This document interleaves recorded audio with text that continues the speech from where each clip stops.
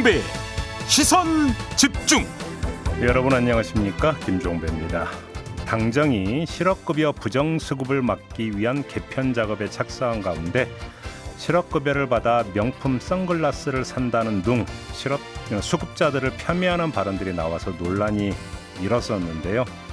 하지만 일선 현장에서는 사업주들의 부당행위 등으로 인해 실업급여 수급 자체가 어렵다는 지적도 나오고 있다고 합니다. 일부에서 실업급여를 둘러싼 쟁점들을 짚어보고요. 청주 오송 지하차도 참사를 두고 정부와 지자체의 안일한 대응을 질타하는 목소리가 커지면서 SNS상에서는 무정부 상태라는 해시태그까지 등장했는데요. 사람들의 분노가 커지게 된 이유는 무엇인지 2부에서 이야기 나눠보겠습니다. 7월 22일 토요일 김종배의 시선집중, 광고 듣고 시작합니다.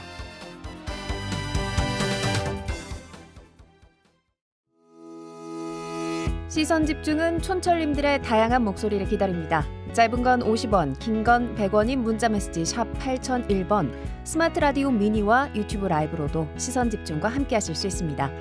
믿고 듣는 진품시사 김종배의 시선집중. 아침을 깨우는 이슈들 같이 들으실래요? 사람 냄새 나는 우리들의 이야기 토닥토담. 네, 토닥토담 함께할 세 분 소개해드리겠습니다. 문화심리학자 한민 작가 모셨고요. 어서 오세요. 네, 안녕하십니까. 장윤미 변호사 모셨습니다. 어서 오세요. 네, 반갑습니다. 네, 그리고 MC 정원 모셨습니다. 어서 오세요. 네, 안녕하세요. 자, 오늘도 주제와 관련된 오디오 듣고 이야기 시작하겠습니다. 여자분들 계약기간 만료, 젊은 청년들 이 기회에 쉬겠다고 옵니다. 그 다음에 실업급여를 받는 도중에 해외여행 가요. 그리고 자기 돈으로 내가 일했었을 때 살 수 없었던 샤넬 선글라스를 사든지 옷을 사든지 이런 식으로 즐기고 있습니다. 본인들끼리 대기하는 동안에도 얘기를 하세요. 요번에 내가 급여가 얼마가 나오는데 아유 언제까지 몇 개월까지는 하니까 끝날 때쯤에서 우리가 취업을 하자. 이렇게 본인들도 얘기를 하고 계시거든요. 산업 현장의 구인난은 가중되어 가고 오랜 기간 묵묵히 일해온 수많은 근로자들은 보험료 내는 사람 따로 있고 실업급여 타는 사람 따로 있느냐면서 불만을 토로하고 있습니다. 이는 고용보험제도의 지속가능성을 심각하게 위협하고 있는 수준입니다. 대다수 선진국가들은 고용보험의 지속가능성을 높이는 방향으로 수급 요건과 지급 수준을 합리화하는 개혁을 추진해오고 있습니다. 네, 실업급여 얘기를 한번 해보죠. 이 세 분의 면면을 보니까 실업급여 타본 적이 없을 것 같은데. 네. 저는 타본 적은 없습니다. 그러죠. 그러죠? 한 번도 타본 적이 없네요. 예. 그럴까요? 뭐 저는 정규직을 해본 적이 별로 없어갖고. 네. 그러니까 이제 그 문재인 정부에서 전국민 고용보험 추진해가지고 지금 저도 여기서 출연료 받으면 고용보험료 떼가거든요. 이제 MBC에서 잘리면 실업급여를 탈 수 있어요. 아, 그렇군요. 근데 이제 그 전에는 실업급여라는 걸 타본 적이 없어서 우리 네. 한민 작가님도 타보신 적이 없나? 네, 잘린 적이 없다 이 말씀이신 예, 거죠? 해고라는 형태는 아니었기 때문에 저 자랑스러운 목소리. 그냥 그 재계약을 안 해준다는 게 해고 같긴 했지만 사실상의 해고는 해고지만 아니었어요. 외형상 예. 해고가 아니었군요. 네. 그렇죠. 그렇지. 계약을 연장 안 하는 건 해고가 아니죠. 네. 권고사직도 아니고. 그렇습니다. 네. 평생 받았던 공제라고는 3.3%가 다였습니다. 원천 징수 3.3%. 근데 이제 사장님이시잖아요. 네, 그렇죠. 이제 고용보험제 납부는 하실 거 아닙니까? 네. 직원들 뭐 이런 거. 직원들 고용보험 4대 보험 다 납부하고 있죠. 그러니까. 네. 이게 비자발적 이유로 퇴사를 하게 되면 회사에서 퇴사를 권고한다던가 회사에서 원하는 이유로 퇴직을 하게 되면 이제 실업급여 신청을 하게 되거든요. 그럼 회사에서 이거 어느 정도 동의를 해줘야 됩니다. 왜 퇴사하는지에 대해서도 소명을 해야 되고요. 그렇죠. 의원 면직이 아니라는 걸 맞습니다. 회사에서 밝혀줘야죠. 네. 그런데 그렇게 해서 만약에 실업급여 조건이 충당이 돼서 그 직원 퇴직한 직원에게 실업급여가 지급이 된다. 그 돈으로 뭘 하든 전 신경 안 쓸 것 같거든요. 제 소관이 아니죠, 그거는. 그들 마음이죠. 그리고 알 수도 없죠. 네, 알 수도 없죠. 실제로는 알 수 없죠. 그게 자기가 모아둔 돈으로 선글라스를 산 건지 회사에서 고용보험에서 지급한 실업급여로 그 선글라스를 산 건지 누가 어떻게 합니까, 본인 말고는. 그러니까 아까 조금 전에 오디오에 나오는 이 그 목소리의 주인공 공무원은 어떻게 알고 그렇게 다 네. 깨알같이 얘기를 저도 했어요? 그게 궁금하더라고요. 누구한테 들은 얘기인지 무슨 근거로 이런 얘기를 하는지. 저는 100% 추측의 영역이라고 생각합니다. 그래요? 아니 뭐 그러니까 이 공무원이 또 뭐 자기 들은 말이라고도 한 적도 있었어요. 네. 다른 얘기하면서. 네. 그러니까 어디서 전해 들은. 근데 세 분 아세요? 실업급여 상한액이 있는 거 아세요? 상한액이요? 네. 네. 그러니까 상한액이 있어서 그러니까 내가 그 잘리기 전에 한 달에 1,000만 원을 받았던 2,000만 원을 받았던 실업급여를 받는 게 일당 최대가 6만 원 몇천 원이에요 하루에. 그러니까 이제 그걸 월로 따지면 200만 원이 넘지가 않아요. 180만 원 정도 될 거예요. 근데 그 실업급여 받아가지고 해외여행 가고 그런다는 얘기가 저는 일단은 와, 이게 아니 도대체 실업급여를 이렇게 딱 이 얘기 들으면 뭐 엄청나게 받는 것 같잖아요. 엄청나게. 예. 그것도 아니거든요. 왜냐하면 저는 이 제도 자체를 흔들려는 굉장히 좀 악의적인 시도라는 생각이 들어요. 지금 여러분이 말씀 주셨지만요. 실업급여 꽁돈 타가는 거 아닙니다. 본인들이 가입했던 고용보험으로 다 타는 거고요.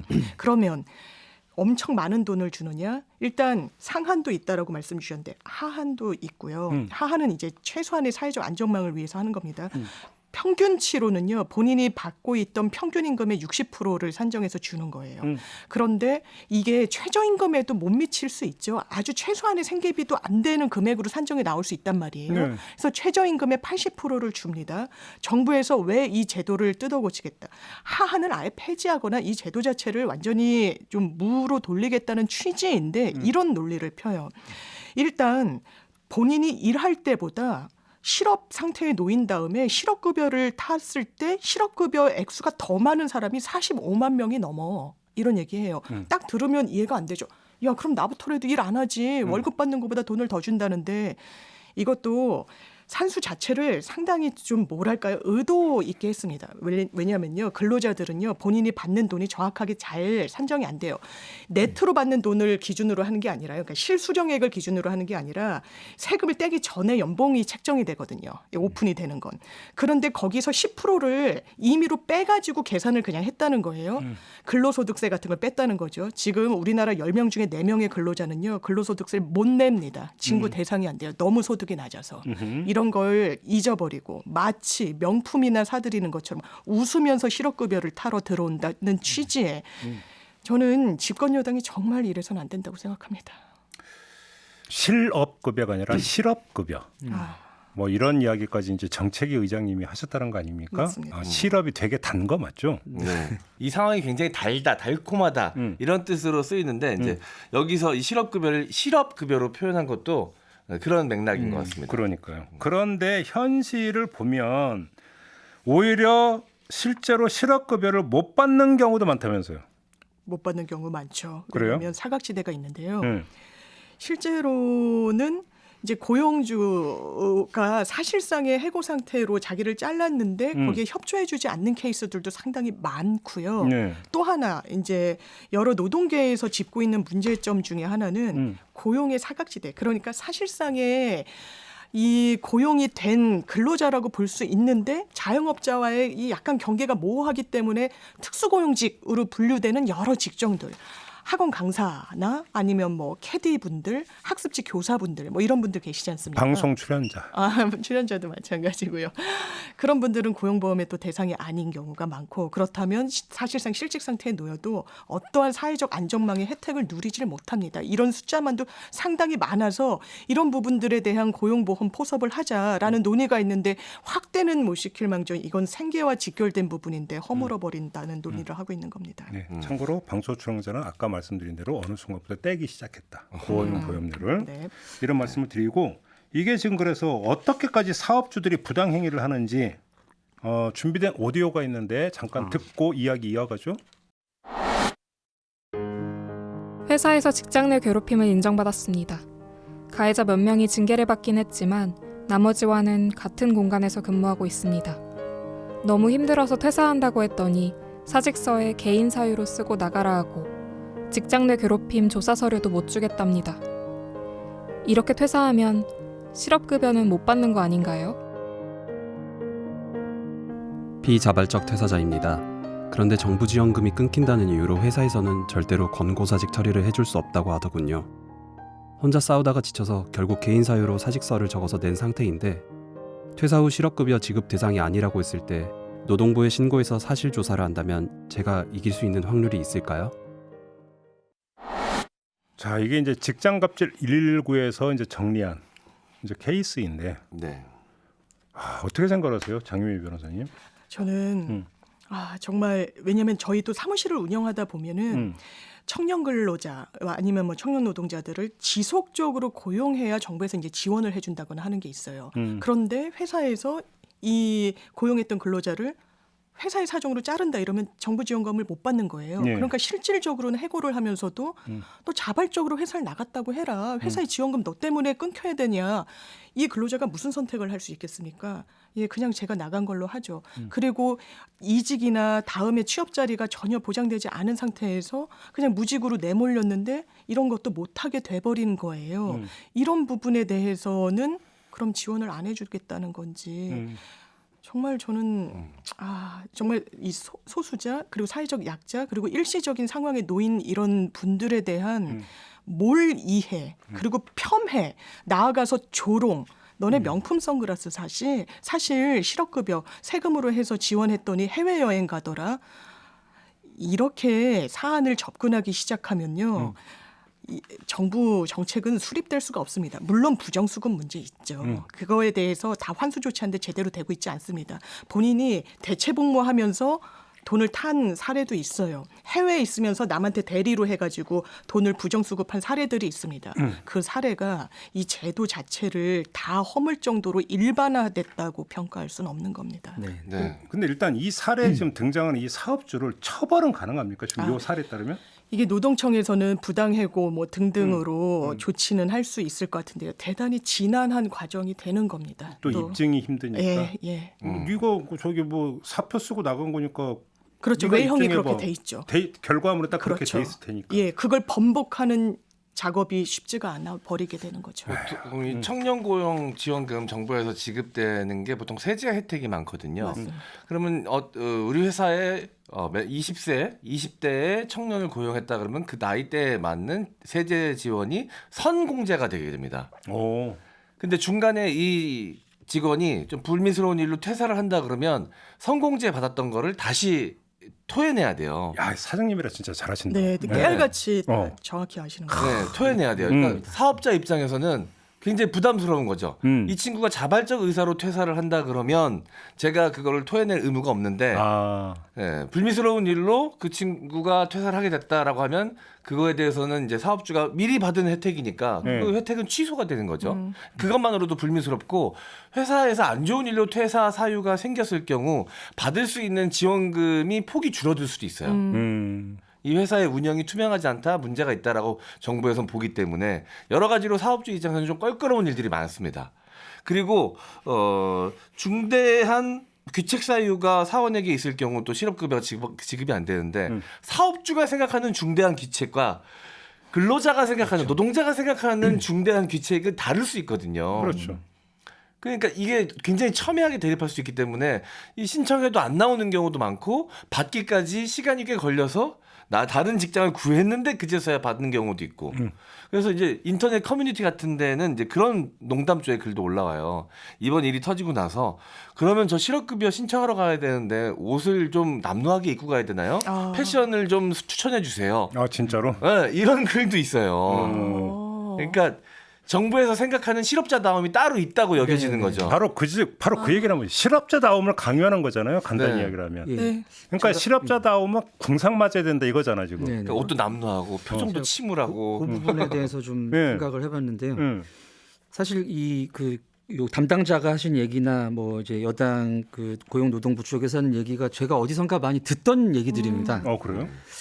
그게 이제 좀 슬프지만은 저희 뭐 가까운 어른들이라든가 주변에서 이런 얘기를 하시는 분들이 계시거든요. 그래서 복지라든지 이런 노동자에 대한 이런 권리에 대해서 이거를 안 해줘도 되는 거를 해준다.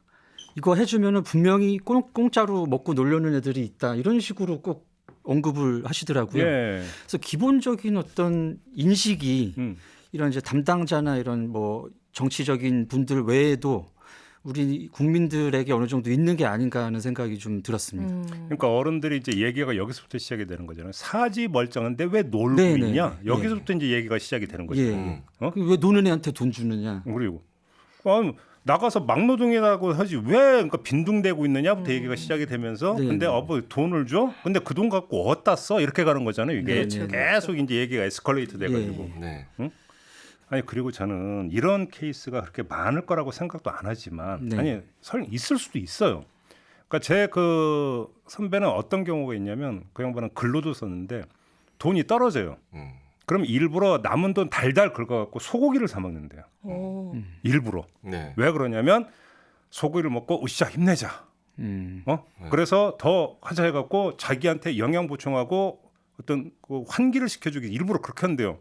누가 보면 야 너 돈도 없는데 네가 무슨 소고기냐 주제에 네 막 주제에 이렇게 막 되는 거잖아요. 근데 그게 아니라는 거예요. 그게 자기한테 자극제라는 거예요. 예, 그럴 수 있죠. 그러니까 사람마다 그건 다를 수 있는 예. 거잖아요. 아니 그리고 어디서 훔쳐갖고 하는 것도 아니잖아요. 네. 근데 왜 뭐라고 그래요 도대체? 그게 예. 어떤 그 권위주의적인 인식일 수 있는데요.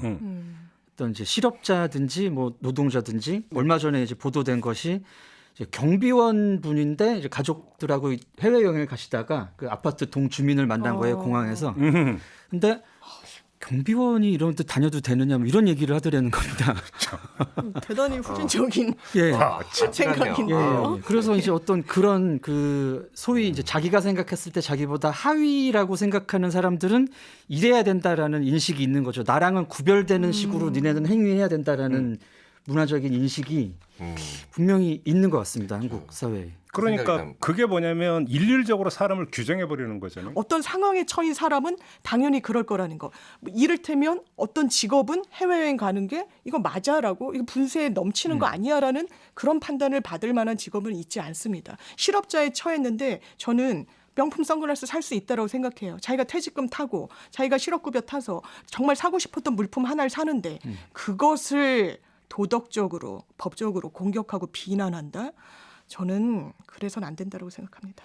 그 예전에 코로나 시국에 지원금 지급된다고 했을 때 되고 난 이후에 그 지원금으로 소고기 사 먹었다고 문제 제기를 하는 맞아요. 언론 보도가 많이 있었어요. 기억납니다. 네. 맞아요.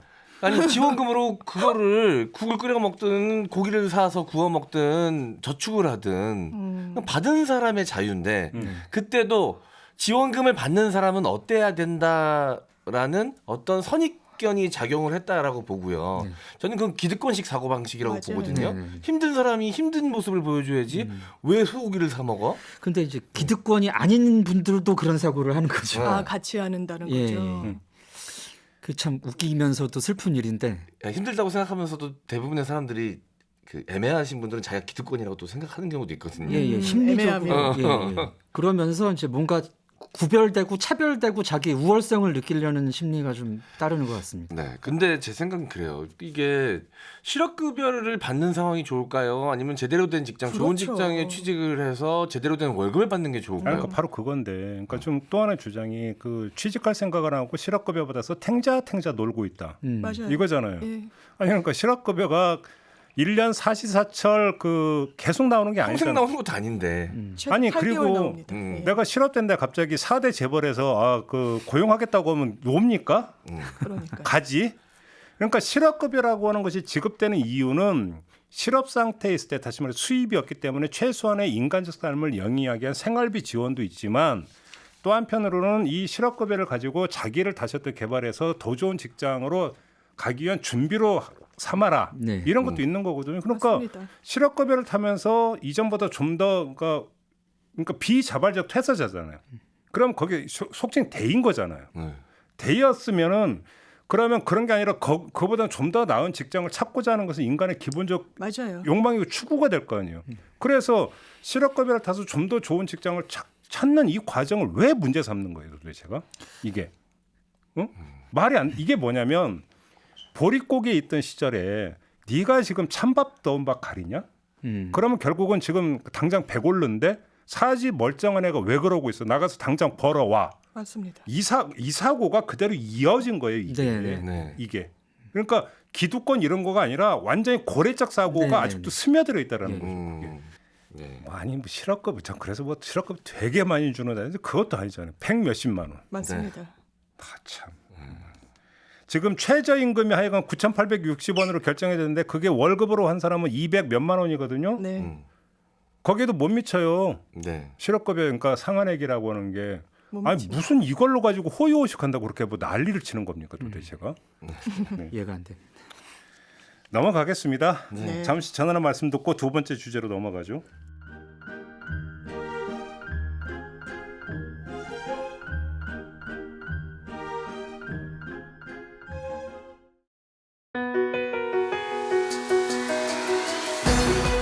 함께 가야 할 길을 묻습니다.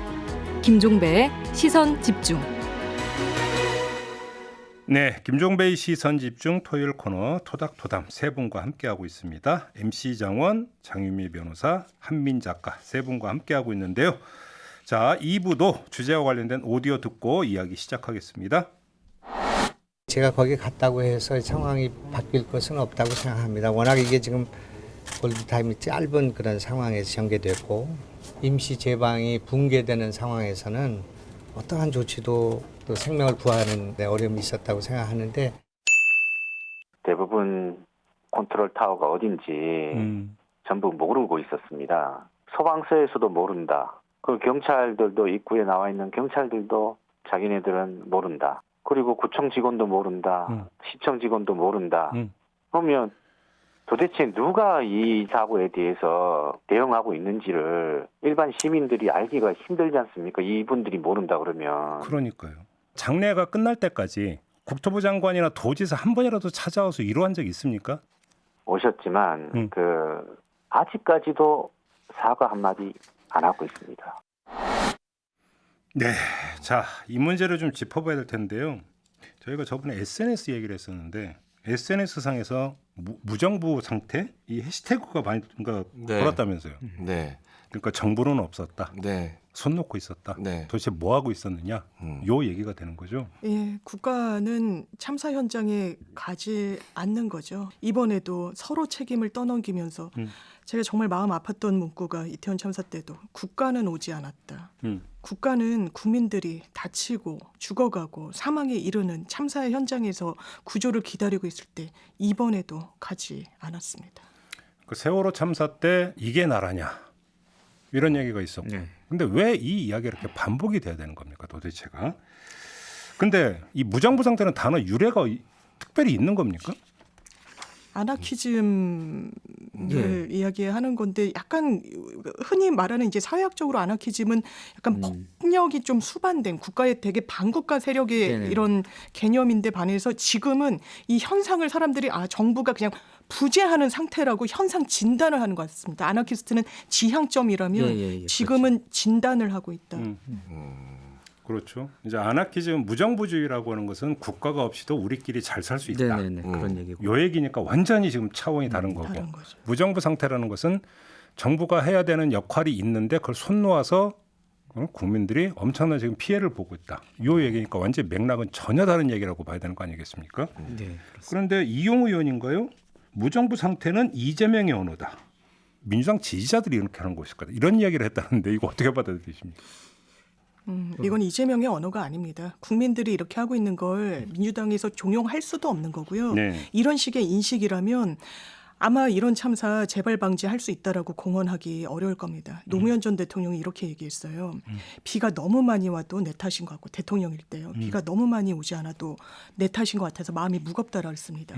저는 위정자라면 이런 인식을 가져야 된다라고 생각해요. 윤석열 대통령 뭐라 그랬습니까? 작년에도 수해가 나가지고 많은 분들이 돌아가셨어요. 이제 앞으로는 기상이변 핑계대지 말아라. 이변이 아니다. 이건 우리 일상에서 언제든지 올 수 있는 위해라는 마음가짐으로 대비해야 된다라고 했습니다. 이 말이 울림이 없죠. 왜? 계속 지속되니까요. 그런데 저는 기본적으로는 국민을 대하는 태도에 문제가 있다는 생각이 들어요. 대통령부터 그렇습니다. 작년에도 수해가 날 때 차를 타고 가면서 퇴근할 때 비가 오네? 라는 말이 언론에 타전됐었죠. 새 모녀가 사망한 신림동 현장에 가서는 여기서 대피를 못했구나라고 대단히 무감하고 무심하게 언급했습니다. 이번에도 산사태 현장에 가서는 이렇게 얘기하더라고요. 나는 돌이 떨어졌다라고 해서 이렇게 작은 돌들이 떨어지는 줄 알았는데 이렇게 큰 산사태가 난 줄은 몰랐네. 이거는 국민의 속에서 국민 안에서 하는 언어가 아니고요. 국민을 대상화하고 풍경으로 바라보면서 바깥에 한참 거리를 두고 할 수 있는 언어라고 저는 예, 생각합니다. 구경꾼 화법이라고. 구경꾼 화법. 저는 이런 식의 국민들의 분노가 이번 수해 건 하나로 발동되지 않았다라고 생각이 들거든요. 이번 윤석열 정부 내내 정부 초기부터 차곡차곡 쌓여왔던 분노의 감정이 지금 이제 터져 나오기 시작하는 시점이라고 생각이 좀 드는데요. 뭐 여러분들 생각 드시겠지만 12구 참사도 그랬고 작년 수해 났을 때도 대통령이 했던 워딩이 생각나실 겁니다. 퇴근하면서 보니까 벌써 아파트가 잠기고 있더라. 그래가지고 문제 제기를 하니까 정부 관계자가 대통령은 퇴근 안 하느냐라고 이야기를 맞아요. 했었습니다. 강승규 사회수석인가가 그렇게 얘기했죠. 네. 그리고 이번에도 수해로 많은 국민들이 시름하고 있는데 왜 대통령은 오지 않느냐라고 계속해서 묻자 대통령이 와도 바뀔 상황은 없다. 서울에 가도. 네, 서울에 가도 바뀌는 상황은 없다. 이 국민들이 원하는 건 지금 당장 와서 우리 수해 복구 대통령이 손발 걷고 나서서 해달라는 거 아니거든요. 상처받은 국민들 위로하고 이후 수해 복구 대책에 대해서 수립해주고 대통령이 해야 될 역할을 수행해달라는 건데 그 본질을 전혀 이해하지 못한 발언들이 계속해서 나오고 있지 않습니까? 지금 M장이 얘기한 게 바로 그거. 거기에다가 조금 전에도 들은 대로 김영환 충북지사 같은 경우는 제가 거기 갔다 해서 상황이 바뀔 것은 없다. 네네. 거의 똑같은 발언이잖아요. 자, 네. 그런데 저는 여기서 그럼 하나 이게 뭐 이 심리 구조를 도대체 어떻게 읽어야 되는 겁니까? 이런 얘기가 나오는 심리 구조를 예. 자기 역할을 어떻게 설정하고 있다고 봐야 되는 거예요? 일단 이게 이제 공감 수준이 굉장히 떨어지는 발언이고요. 뭐 역사적으로 한국 사람들은 이제 뭐 신문고라든가 격쟁이라든가 아니면은 뭐 가뭄이 들면은 왕이 뭐 수라상에 반찬을 줄이고 이런 기우제지 내고 이런 일들을 하지 않았습니까? 이것이 그 자체로서 뭐 무슨 재난을 뭐 방지하고 이것보다는 이제 국민들을 위로하고 그 공감을 해주는 데 목적이 있는 쉽게 거거든요. 하면 임금님도 함께하고 있다라는 이 메시지 발신인 거죠. 근데 이제 그때보다도 훨씬 지금 미치지 못한다는 것이죠. 그래서 이게 그 뭐 지금 뭐 조선시대가 물론 아니지만 민주사회라는 것이 이제 국민들의 공감을 기반으로 한 사회인데 그럼 공감을 얻으려는 최소한의 노력도 하지 않는다는 느낌을 받았습니다. 그러니까요. 그래서 이것이 이제 공감 수준의 저하가 어디서 나오느냐 이 생각을 좀 해봤는데, 그냥 그분들을 뭐 이제 뭐 소시오패스라든가 이런 쪽으로 단순하게 그냥 돌리고 싶지는 않고요. 어떤 아까도 잠깐 언급이 됐던 좀 권위주의적 사고 방식에서 기반한 것 같은데, 내가 이런 식으로 한들 그게 이제 뭐 잘못됐다는 인식이 없는 거죠. 난 이럴 수 있다. 그러니까 바로 그 되게 중요한 말씀하셨다는 게 권위주의적 사고라는 게 뭐냐면 본인을 뭐로 생각하냐면 해결사라고 생각하는 거예요. 그러니까 나는 무언가를 해결해주고 뭔가를 정리해주는 사람으로 설정했는데 내가 간다고 해서 정리가 안 되고 해결이 안 된다. 그러니까 내가 굳이 갈 이유가 없다. 기능주의적으로 사고하는 거죠. 그러니까 밑에 사람들이 해야 되는 그러니까 겁니다. 바로 거기서 뭐냐면 본인 설정을 해결사로 생각을 하고 있는 거죠. 그게 아닌데 국민들이 원하는 것은 그게 아니라 같이 말 그대로 그러니까 같이 동행하는 어떤 그런 지도자의 모습을 원하는 건데 설정이 지금 잘못되어 있는 거죠. 그런 점에서 이게 모든 상황이 매뉴얼에 다 기재되어 있지는 않잖아요. 워낙 수많은 상황이 있을 수 있으니까 그런 걸 모두 다 예측할 수 없기 때문에 매뉴얼에 없는 상황이 발생됐을 때는 정무적 판단이라는 걸 해야 되고 정서적 판단이라는 걸 해야 되는데 이 사실 매뉴얼에 어긋난 행동을 하면 처벌을 받아야 되지만 정무적 판단이 잘못되거나 정서적 판단이 잘못되면 국민으로부터 원망을 듣습니다. 근데 지금 이 매뉴얼에는 없을 수 있죠. 하지만 굉장히 잘못된 정무적 판단들을 하고 있는 거거든요. 그러니까 이 국민의 정서적 상처를 입히면서 국민들은 뭐 저걸 처벌할 수는 없겠으나 이 마음에 남은 상처는 씻을 수 없고 전 이게 더 추후에 큰 영향을 끼칠 것이다 이런 생각이 좀 듭니다. 근데 지금 그 M장의 매뉴얼 얘기했을까요? 떠오르는 또 한 명 홍준표 대구시장. 본인은 주구장창 나는 매뉴얼대로 했다. 내가 뭘 잘못했냐 이 얘기를 하잖아요. 저는 그 얘기 들으면서 저러면 어공은 필요가 없다. 더 나가서 선출직 필요 없죠. 왜? 모든 행정을 그 매뉴얼대로 장도 매뉴얼대로 할 거라면 늘공이 하면 되는 거지. 뭐하러 굳이 비싼 돈 들여서 그 지방자치 선거고 뭐 해가지고 장을 뭐하러 뽑습니까? 그냥 늘공들이 해버리면 되는 거지. 아닙니까? 그게 그러면 도대체 광역단체전 그 기초단체전 장을 왜 선거를 해서 뽑는지 그 기본 원리를 이해를 못하는 거예요. 민주주의의 기본 원리에 대한 이해가 없었던 거네. 예, 그 예. 발언 그냥 자체. 애초에 나는 당신들과 구별되는 여기 있는 사람이다라는 인식이 매뉴얼대로만 해서 문제가 없다 그러면 AI가 해도 됩니다. 그러니까. 그리고 늘공들이 하면 돼요. 네. 뭐하러 그 선출제 그 장을 뭐하러 뽑습니까? 그렇게 따지면. 그렇죠. 책임을 안 질 것 같으면 그런 식으로. 그러니까요. 요 하여간 뭐 성토는 이 정도로 하고 네. 아까 이제 그 무정부 상태라는 해시태그 이야기를 했는데 거기에 깔려 있는 국민들의 정서는 좌절감일까요? 분노감일까요? 우리 심리학자는 어떻게 보십니까? 일단은 그 좌절이 일단은 크게 다가오셨을 것 같고요. 네. 저도 그 우성 사고 현장이라든지 이제 CCTV 화면을 보면서 계속 굉장히 충격에 빠졌었는데 예. 일단 화도 안 나더라고요. 화도 안 나고 너무 충격스럽고 내가 저 자리에 있었으면은 과연 살아남을 수 있었을까? 왜 저 사람들은 저렇게 지금 됐었어야만 했을까? 이런 이제 좌절감과 실망감이 일단은 크고 그 다음부터는 이제 분노가 좀 생기기 시작하는 것 같습니다. 그러니까 이제 그 관련해서 저는 이제 M장하고 다른 코너에서 한번 요 얘기를 한 적이 있었는데 세월호 참사 때 비해서 12구 참사에 보이는 시민들의 반응 네. 이게 좀 다른 것 같다. 달랐죠. 네. 다른 것 같다. 왜 그럴까? 그러니까 세월호 참사 때는 분명히 분노였다. 근데 심리학자님이 계시어서 그러니까 더 잘 아시면 분노라고 하는 것은 뭔가 희망이 있을 때 발동되는 게 분노잖아요. 뭐냐면 바꿀 수 있다라고 하는. 네네네.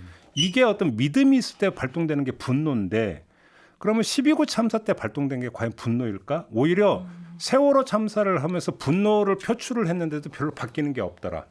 그러면 그 다음에는 분노가 아니라 뭐냐면 좌절이죠. 네. 해봤자 소용없구나. 패배감. 학습된 무기력이라는 개념이 있습니다. 바로 그거죠. 네네. 그래서 제가 지금 여기서 이게 좌절이냐 분노냐라고 여쭤보는 이유도 뭐냐면 과연 이게 분노일까?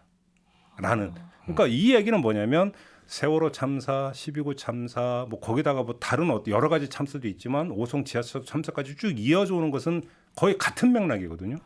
이것들을 연거푸 겪고 있는 국민들 입장에서 아무리 해도 바뀌지 않는 요지부동의 정부, 저 무책임한 정부. 거기서 오는 심리적, 정서적 상태가 과연 무엇일까? 저는 그게 궁금해서 한번 여쭤봤던 거거든요. 굉장히 그 소진대에 있다고 봅니다. 너무 피곤하고 지금 근데 계속해서 화낼 일은 있고 화내도 바뀌지는 않고 그래서 굉장히 지금 무리가 심리적으로 신체적으로 정신적으로 무리가 많이 가고 있는 상태죠.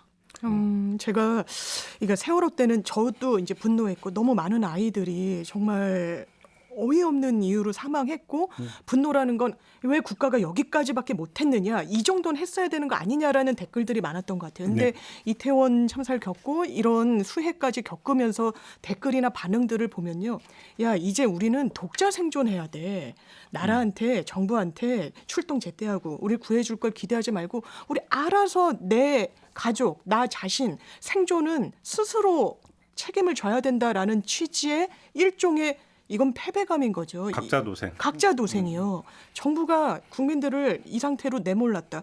그리고 기능주의 하니까 정말 대단히 기능적으로 사고하는 것 같아요. 그렇다면 그 기능마저 잘 하고 있느냐? 그렇지도 않아요. 청주시는 뭐 지자체 그 충북에 뭐 책임을 넘기고 또 소방은 경찰에 경찰은 어디에 이렇게 하면서 완전히 그냥 혼선과 무책임, 대통령부터가 호통을 치잖아요. 막 경찰을 막 꾸짖습니다. 너무 기시감이 들어요. 왜냐하면 이태원 때도 그랬거든요. 막 경찰을 꾸짖고 엄청 화를 냅니다. 본인은 화를 내는 자리가 아니에요. 그 책임을 수습해야죠. 아랫사람한테 책임을 전가하는 이 부분이 공직사회에 어떤 신호로 작용할 것인가. 아, 이 사람들이 누구 하나 내가 잘못했습니다. 저희 책임입니다. 저희가 알아서 하겠습니다라고 하지 않는 건 위를 보고도 이런 결론을 도출한 게 아닐까라는 생각까지 들 정도입니다. 좀 뜬금없이 들리실 수는 있겠지만 저는 이번 수해를 대하는 정부나 지자체의 태도에 분노하는 데에는 또 같이 생각해봐야 될 게 정부가 취했던 후쿠시마 오염수 방류에 대한 태도도 같이 영향을 끼쳤다라고 보거든요. 좀 뜬금없이 들리실 수도 있지만 사실 12구 참사나 뭐 작년 여름이나 올해 있었던 수해 피해에 대한 정부의 모습은 사후 대응의 영역이었기 때문에 사전에 준비를 잘해도 운이 없으면 그럴 수도 있어라고 도망갈 구멍이 있어요. 사전 준비는 잘했겠지. 근데 이렇게 됐겠지. 너무 비가 많이 왔으니까 그랬겠지. 천재지변이니까. 뭐, 예. 그런데 이 후쿠시마 오염수를 대하는 정부의 태도는 이건 사전 대응의 영역이거든요. 근데 사전 대응의 영역도 뭔가 굉장히 잘못돼 보인단 말이죠. 그래? 그러면 사후 대응만 문제가 있었던 게 아니라 사전에도 저런 식으로 대응을 해왔었던 거야? 사실 뭐 대통령이나 정부, 지자체를 생각하는 이 국민들의 마음은 약간 리더라고 생각을 하잖아요. 그렇죠. 예를 들어서 뭐 선생님이다 치면 내가 있는데 우리 반 아이들을 어떤 사람이 갑자기 오더니 하루에 한 대씩 뺨을 때리겠다 그럽니다. 세게 때리진 않을 거래요. 선생님한테 얘기했더니 선생님이 고민을 하더니 내가 알아봤더니 그 과학적으로 하루에 한 대 뺨 맞는 거는 건강에 크게 이상이 없대. 심지어 혈액순환에 도움이 되기도 한대. 이게 과학이래. 그러면 그게 사실일지언정 아이들이 그 선생님을 믿고 따라갈 수 있을까요? 따라가기 어렵죠. 그리고 한 대 맞았어. 선생님 저 맞았어요. 왜 안 오? 근데 선생님 안 와. 선생님 왜 안 오세요? 내가 지금 간다가 해도 네가 뺨 맞은 사실엔 변화가 없어. 그게 과학적으로 그래. 이런 선생님을 학생들이 믿고 따를까요? 어렵죠. 이 오송 지하차도 참사가 발생하고 이제 제가 이제 그 여러 건의 인터뷰를 진행을 했는데 저 개인적으로는 가장 그 인상 깊게 남아 있는 그 인터뷰가 전문가 한 분을 연결해서 이제 그 뒤에 좀 보도가 좀 됐어요. 군산에도 폭우가 되는데 왜 군산에서는 피해가 한 건도 발생하지 않았을까? 요 얘기를 하면서 이제 지자체장의 대응을 강조를 했어요. 강조를 하면서 이 전문가가 어떤 지적을 했냐면 시간이 지나면서 이제는 안전 문제가 지자체장이나 이런 사람들의 뇌에서 뒤로 밀린 것 같다.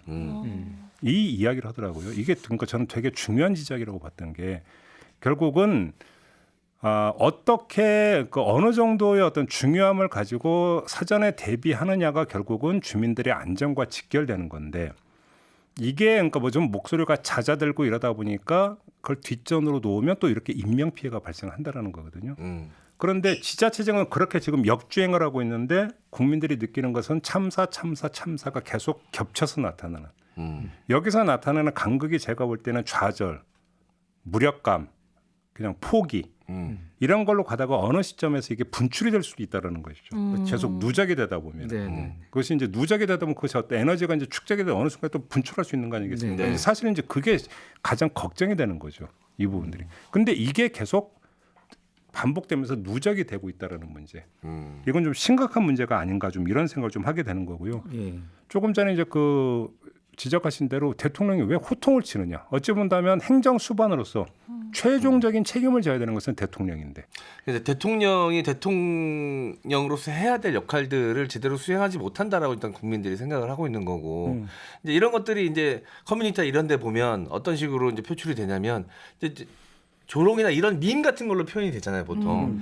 대통령한테 대탄령이라고 표현을 쓰더라고요. 그러니까 본인이 책임지지 않고 항상 남 탓만 한다 이거죠. 대탄령. 대탄령이라고. 크게 탓한다. 크게 탓한다. 늘 남만 탓한다. 그래서 대탄령이라고 표현을 보이던데 그걸 보면서 많은 사람들이 공감수가 올라가 있던데 사실 진짜로 대통령의 탓이 아닐 수 있지만 대통령이 책임지는 모습을 우리가 단 한 번도 본 적이 없잖아요.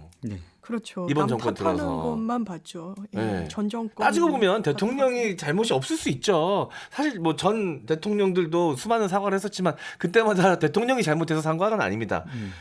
국가 수반으로서 본인이 책임지는 자리에 있기 때문에 국민의 마음은 어우르고 앞으로 이거에 대해서 대책을 수립한다는 의미로 사과하는 것인데. 아니 단적인 예가 이상민 행안부 장관이잖아요. 그러니까 오송 지하차도에서 이제 그 원인이 두 가지잖아요. 하나는 제방공사. 네, 맞습니다. 또 한 가지는 통제, 교통 통제가 이루어지지 않았다. 아니 그러면 대통령이 거기 가서 왜 교통 통제 안 했냐라고 얘기하는 국민이 세상에 어디 있습니까? 그렇죠. 없죠. 아무도 없죠. 세상에 그런 사람이 어디 있어요? 그다음에 왜 제방공사 부실하게 하는데 그걸 그러니까 그냥 지켜봤느냐라고 대통령이 왜 그걸 그러니까 체크를 못하고 관리 못했냐고 얘기하는 사람이 없죠. 그런데 문제는 이런 거예요. 자, 12구 참사가 발생을 했어요. 근데 이상민 장관은 책임져야 된다고 했을 때 아무 책임을 묻지 않았어요. 근데 뭐냐면 그러니까 그 책임이란 걸 어떻게 보냐면 실무적 책임 이상은 염두에 두지를 않는 거예요. 거기서 직접적으로 이 문제를 담당하는 공무원의 직접 업무 영역에 있는 거에 대해서는 책임을 묻지만 그 이상은 책임질 이유가 없다라고 하니 그렇게 생각하니까 이상민 장관에게 책임을 묻지 않은 거잖아요. 그렇죠. 그러니까 거기서 뭐 서울에 간들 뭐가 달라졌겠냐는 얘기도 사실은 맥락이 같은 거예요. 그 얘기에서는. 그러니까 이게 뭐 행정부에서 뭐를 한다라고 하는 것은 기능적이고 실무적으로 무엇을 하는 것으로만 사고를 하는 것이고 책임을 지는 것도 그것으로 국한이 되는 거예요. 그게 이상민 장관 케이스에서 아주 여실하게 드러나는 게 바로 그 부분이거든요. 여기서 뭐냐면 국민들의 요구와 너무 괴리가 크다라는 거예요. 그런 점에서 이것이. 그래서 국민들의 선거를 통해서 뽑힌 최고 책임자가 국민들하고 무엇을 함께 해야 되는 것인가에 대한 사고가 없다라는 것이죠. 본질적인 문제는 사실은 여기에 있다. 이게. 그런데 법적으로도요. 만약에 정말 이게 법적인 아주 기계적인 이런 논리 아니겠습니까? 그런데 박근혜 전 대통령 탄핵 그런 결정문 같은 걸 보더라도요.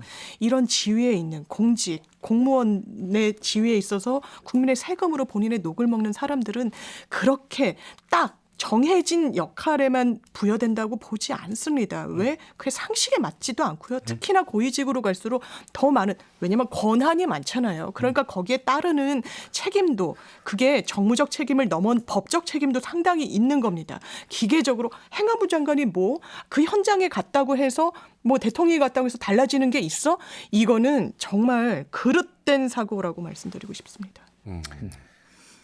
그러니까 항상 이런 재난이 나왔을 때 정치권에서 발동되는 게 입조심, 명이 발동이 되는데 꼭 사고가 나요. 네. 그러게요. 그럼에도 불구하고 사고가 나요. 어김없이 나요. 그 얘기는 그래서 뭐 특정인의 특정한 어떤 말실수 이런 것들을 여기서 지금 언급하려고 하는 게 아니라 결국은 정치인도 마찬가지고 고위직도 마찬가지고 그들이 서 있는 위치가 어디냐. 너무 멀리 가 있다. 느끼지 못하기 때문에 말사고가 나오는 거거든요. 그렇지 않습니까? 네. 너무 멀리 가 있고 너무 높이 가 있다. 네. 그 권위주의적이라는 게 이제 특권 의식하고도 관계가 있는데 뭐 국민들이라든지 보다 자기들이 훨씬 우월한 위치에 있다는 생각이 굉장히 강한 것 같습니다. 그러니까 거리가 멀리 있으니까 네네. 뭐냐면 그 동병상련의 어떤 그런 그 태도로 접근하는 게 아니라 예. 관찰자로 접근하는 예. 거죠. 공감을 할 필요가 없다는. 관찰자로 접근하다 보니까 뭐 이건 아닌데 하다가 이제 그 사고가 가면서 이게 튀어나와 버리는 거죠. 그게 정서에 괴리되어 버리는 네. 이거지. 결국은 그러니까 위치가 관점을 그러니까 규정한다고 위치가 너무 멀리 있다 보니까 관점도 그렇게 가는 거고 거기서 사고가 나온다는 말 사고가 나온다는 것이죠. 네. 잘못된 말 사고라는 표현도 어찌 보면 부적절할 수도 있죠.